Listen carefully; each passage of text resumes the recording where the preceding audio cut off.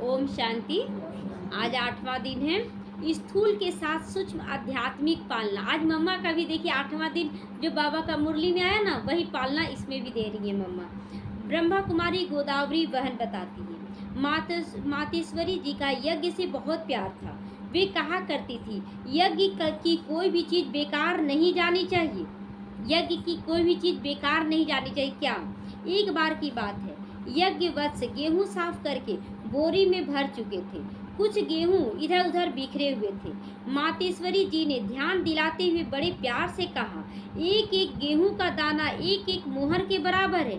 वे यज्ञ की एक एक चीज की कीमत जानती थी। अगर एक गेहूं भी आप बर्बाद करते तो एक मोहर बर्बाद कर दिए, इसका बोझा चढ़ता है। इसीलिए बाबा कहता है कि अनाज को भी एकदम सेफ रखो। अब साग भाई बने तोड़ते थे ना, तो कुछ साग छोड़ देते थे, फिर मम्मा बाबा क्या करते तो उसमें से इतना साग निकाल देते थे कि बर्बाद नहीं करना। हम लोग करते हैं, हम लोग पूरा साग निकालते हैं। हाँ, निकालना चाहिए। तो मम्मा क्या करती थी, उसकी कीमत बतलाती थी कि एक एक चीज़ मुहर है बाबा के यज्ञ में। कुशल प्रबंधक थी, बहुत अच्छा कुशल प्रबंधक थी। कैसे किस चीज़ को मैनेज करना है सब कुछ वो जानती थी। यज्ञ वत्सों की स्थूल के साथ साथ सूक्ष्म आध्यात्मिक पालना भी उनका विशेष ध्यान रहता था कि मन में भी कोई संकल्प विकल्प ना चले। तो सुख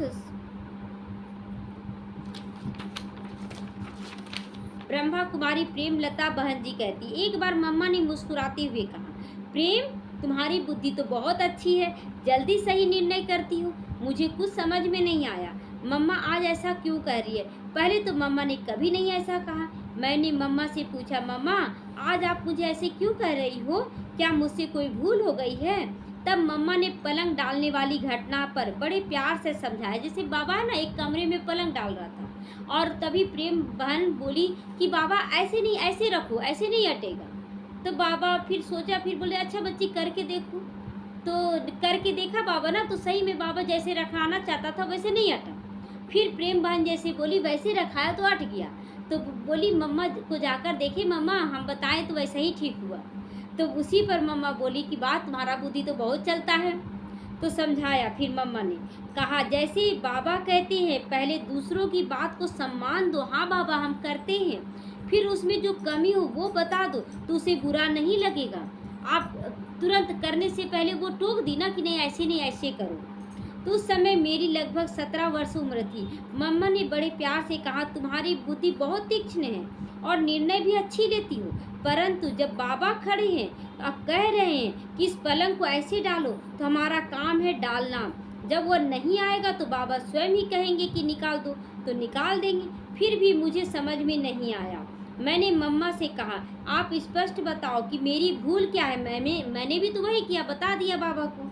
तब मम्मा ने कहा, देखो इस प्रकार की बुद्धि चलाने से और बोलने का अभ्यास रहेगा तो आगे चल ऐसी स्थिति आ सकती है जो तुमको अपनी बुद्धि का अहंकार आ जाएगा कि हम तो बाबा से भी ज़्यादा तेज हैं, हम तो अच्छा निर्णय देते हैं। तो इसीलिए मम्मा मना कर रही है। आ जाएगा बुद्धि, कितना ठीक निर्णय देता है मेरा। तब यह बुद्धि तुम्हारी दिव्य नहीं बन सकेगी, रुक जाएगी, उतना ही तक रुक जाएगा। बाबा की हर आज्ञा का पालन करो तो तुम्हारी बुद्धि दिव्य बन जाएगी। उस घड़ी से लेकर मैंने भी यह संकल्प किया कि बाबा जो कहेंगे अपनी बुद्धि चलाए बिगर उसे जीवन में धारण करूंगी। इस घटना ने मेरे सोचने के तरीकों को बदल दिया। आज बहुत बहनें भी है ना, थोड़ा सा पढ़ी लिखी क्या है कि बहुत ज़्यादा अपने आप को दिखाती है कि हम बहुत अच्छा निर्णय देते हैं। नहीं, बाबा कहा और मेरा करना होना चाहिए।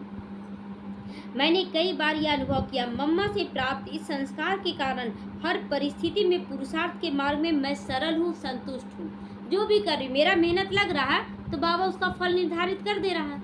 इसलिए मम्मा सदा हाजी का पाठ पक्का की। क्या वो नॉलेजफुल नहीं थी, वो पावरफुल नहीं थी, वो लवफुल नहीं थी कि लवफुल नहीं थी, सब कुछ थी, इसीलिए सक्सेसफुल बनी। हम भी सक्सेसफुल बनने के लिए पहले 4 फूल को धारण करें। कौन कौन सा फूल याद है ना?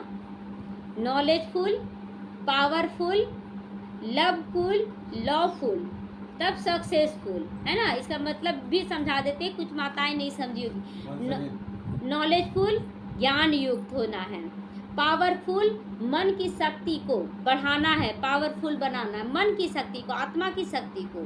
तीसरा है लवफुल, यानी सबसे प्रेम करना है, कोई भी आत्मा रह न जाए जिससे हम थोड़ा सा भी नफरत कर रहे हैं, वो गलत है, सबसे प्यार करना है।